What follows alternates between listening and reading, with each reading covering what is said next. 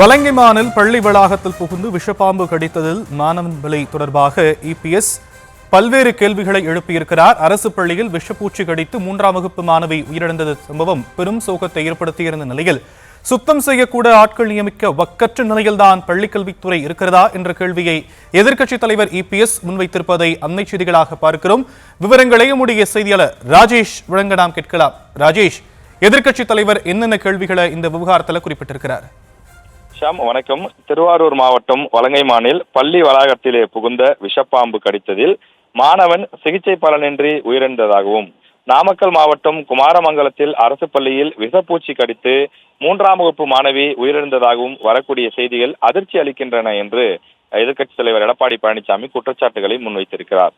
அந்த மாணவர்களுடைய தாய் தந்தையருக்கும் குடும்பத்தினருக்கும் தன்னுடைய ஆழ்ந்த இரங்கலையும் வருத்தத்தையும் தெரிவித்துக் கொள்கிறேன் என்று குறிப்பிட்டிருக்கும் எடப்பாடி பழனிசாமி அவர்கள், திமுக ஆட்சியில் அடிப்படை கட்டமைப்போ சுகாதாரமோ கூட இல்லாத அரசு பள்ளிகளுடைய அவல நிலையைத்தான் பார்க்க முடிகிறது என்று குறிப்பிட்டிருக்கிறார்.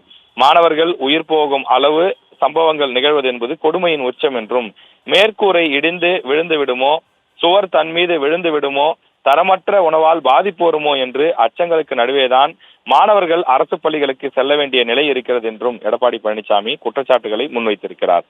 இதற்கு நடுவே கள்ளக்குறிச்சி ரிஷிவந்தியும் அருகே இருக்கக்கூடிய கீழத்தேனூர் அரசு பள்ளியிலே உயர்நிலை அந்த நீர்த்தேக்க தொட்டியிலே மாணவர்கள் வைத்து சுத்தம் செய்ததாக வரக்கூடிய செய்திகள் மேலும் அதிர்ச்சி அளிக்கின்றன.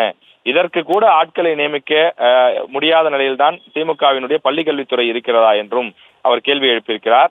அரசு பள்ளிக்கு மாணவர்கள் படிக்க வந்தார்களா அல்லது உங்களுக்கு வேலை செய்ய வந்தார்களா என்றும் அவர் கேள்வி எழுப்பியிருக்கிறார். மாணவர்களுடைய பாதுகாப்பை காம்ப்ரமைஸ் செய்து இப்படி ஆபத்தான பணிகளில் ஈடுபடுவது குற்றம் என்பதை திமுக அரசு உணருமா என்றும் அவர் கேள்வி எழுப்பியிருக்கிறார். கல்வியில் சிறந்த தமிழ்நாடு என ஆடம்பர மேடை அமைத்து போலியான சுய விளம்பரம் செய்து கொள்வது வெட்கக்கேடானது எனவும் கடுமையாக சாடியிருக்கின்றார்.